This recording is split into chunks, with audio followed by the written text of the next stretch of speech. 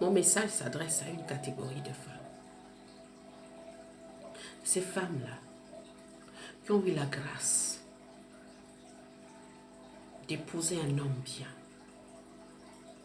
un homme responsable, un homme qui pourvoit aux besoins de sa famille, qui veille, qui met toute son énergie à veiller à ce qu'elle ne manque de rien, qui chérit sa femme, qui la met à l'abri. Et puis voici qu'arrive un accident de parcours. Cet homme, soit-on malade, perd son emploi, ou sa société dépose le bilan, ses entreprises tombent en faillite.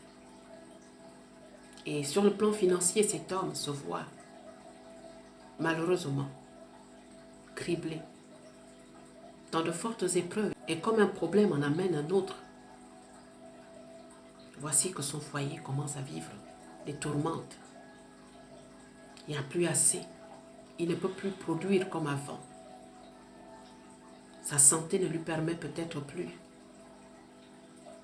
Il est émotionnellement fatigué, mentalement perdu. Il ne sait plus à quel sein se vouer. Mais dans ce type de foyer, la femme, peut-être, relève la tête où elle travaille. Elle a des moyens pour subvenir et soutenir pendant que son mari ne le peut plus.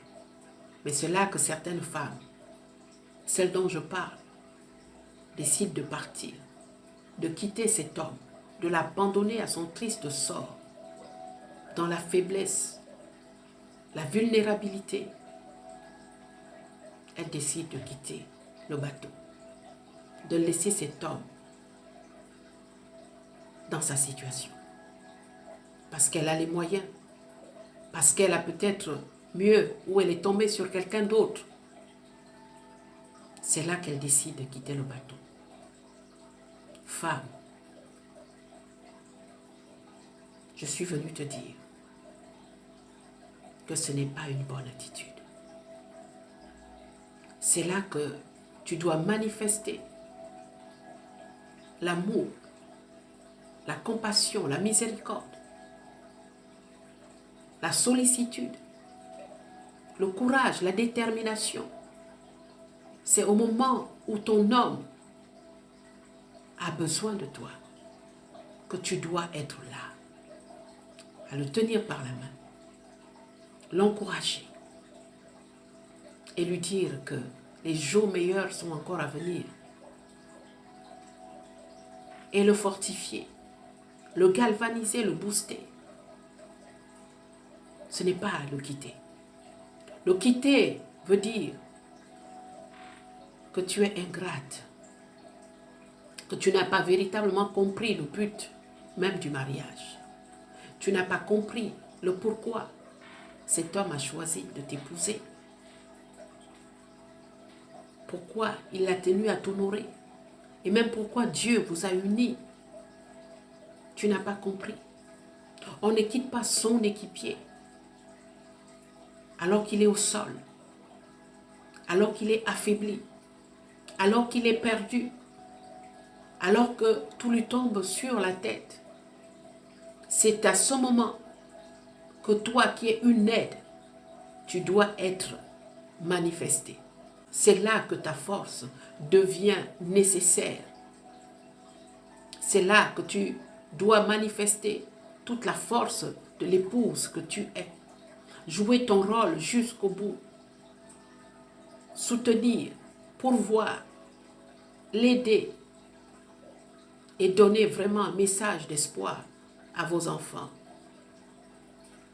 Parce que c'est ça le mariage. Pour le meilleur et pour le pire. On ne quitte pas le bateau dans le pire.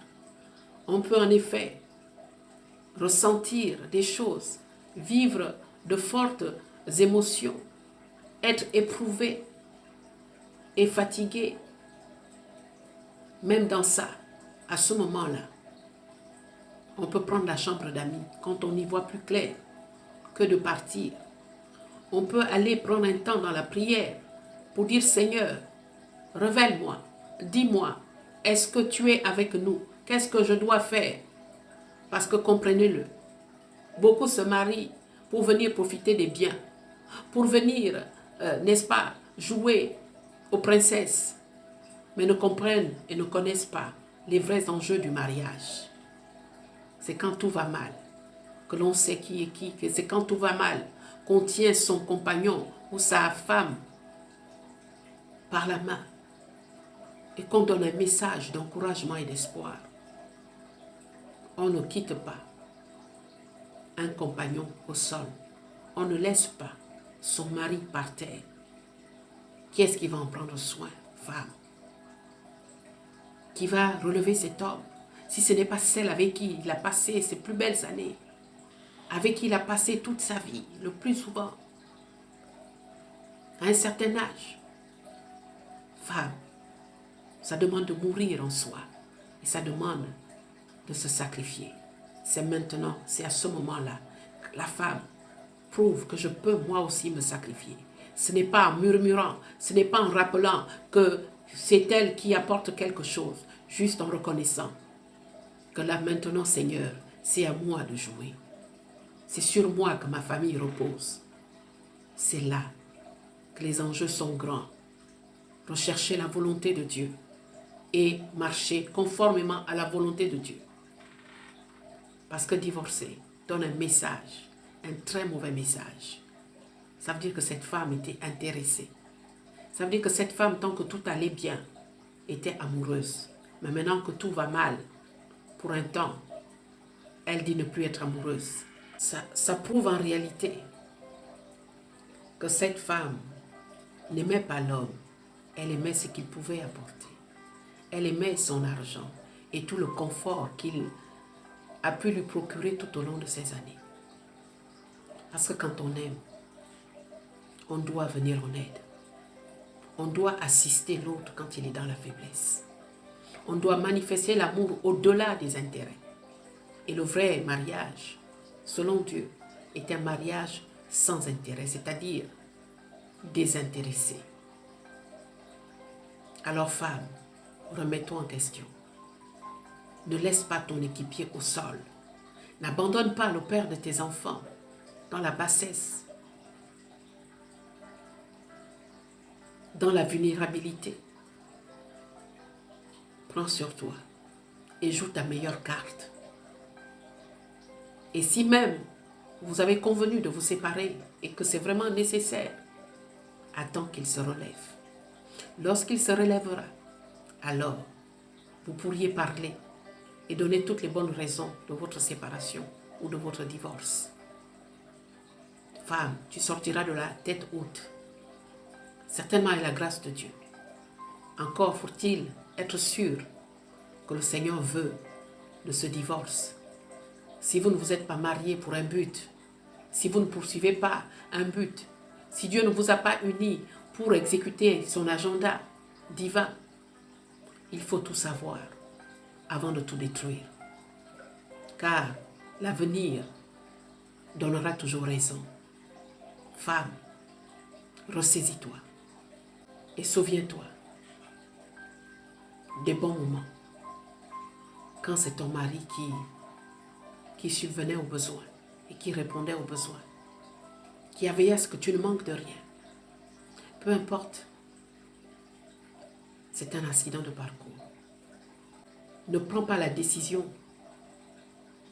qui engage ta famille, tes enfants, à travers un simple accident de parcours. Parce que c'est bien cela. Ce n'est qu'une saison. Elle passera et tout redeviendra normal. Mais il faut que tu sois sûr d'avoir joué la bonne carte. Il faut que tu sois sûr d'avoir véritablement accompli ton rôle sous le regard de Dieu, le regard des hommes et des témoins de votre mariage, de vos familles respectives. Femme, c'est ta dignité qui est en jeu. J'espère que cette vidéo parle à une femme et qu'elle va emmener cette femme à prendre la bonne résolution, celle de soutenir son équipier, son conjoint, affaibli et vulnérable jusqu'à son relèvement. Que Dieu t'en donne la force, le courage et la détermination. Car c'est cela, être une épouse. Tout simplement, une épouse. Que Dieu vous bénisse.